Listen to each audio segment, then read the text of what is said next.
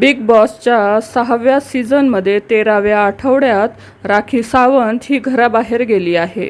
घरात एकूण आता 6 सदस्य हे उरले आहे. घरामध्ये एकूण टॉप 6 सदस्य उरले आहेत आणि फिनालेमध्ये टॉप 5 सदस्य जाणार आहेत.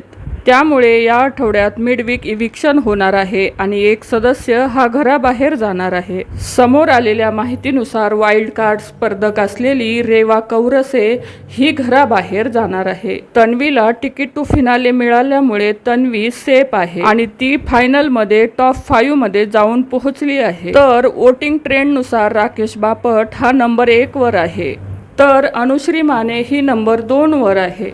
दीपाली भोसले या नंबर 3 वर आहेत, तर विशाल कोटियान हा नंबर 4 वर आहे आणि बॉटमला रेवा कौरसे ही आहे. त्यामुळे या आठवड्यात होणाऱ्या मिडवीक इव्हिक्शन मध्ये रेवा कौरसे ही घराबाहेर जाणार असं बोललं जात आहे. तर तुम्ही कोणत्या सदस्याला सपोर्ट करता आणि बिग बॉसची ट्रॉफी हा कोणता सदस्य जिंकणार आहे हे नक्की कमेंट करून सांगा. धन्यवाद.